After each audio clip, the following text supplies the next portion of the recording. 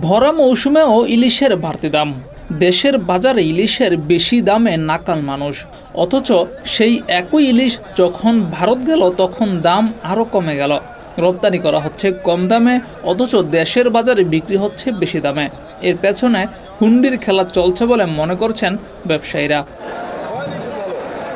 বাণিজ্য মন্ত্রণালয় এবার প্রতি কেজি ইলিশের ন্যূনতম রপ্তানি মূল্য নির্ধারণ করেছেন 12.50 মার্কিন ডলার, যা বাংলাদেশি টাকায় প্রায় 1525 টাকা।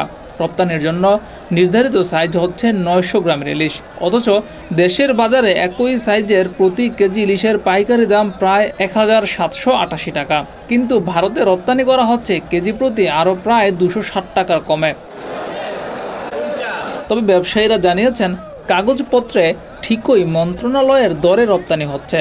ভারতীয় আমদানিকারকেরা ব্যাংকের মাধ্যমে এই টাকা বাংলাদেশে পাঠাচ্ছেন, তবে ভারতের ব্যবসায়ীদের কাছে বিক্রি হচ্ছে ওই দেশের বাজার দর অনুযায়ী।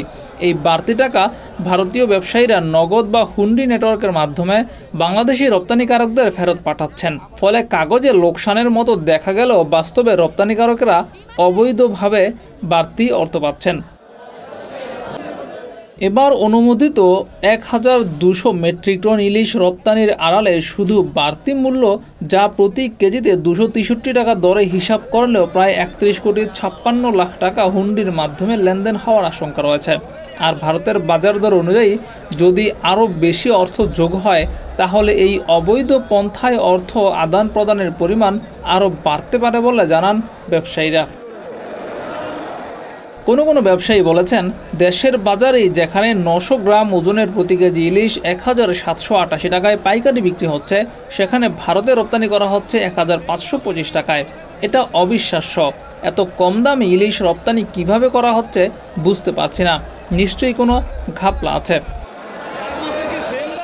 এদিকে অনেকেই আবার ইলিশের দাম আরও বৃদ্ধির আশঙ্কা করছেন। ভরা মৌসুমেই ইলিশের বাড়তি দাম, সেই সঙ্গে রপ্তানির সিদ্ধান্ত নেওয়ায় দেশের বাজারে ইলিশের দাম আরও বৃদ্ধি পাবে এমন আশঙ্কা তাদের। যদি এমনটা হয়, তাহলে সাধারণ মানুষ ইলিশ খেতেই পারবে না। ডেস্ক রিপোর্ট, যুগের চিন্তা।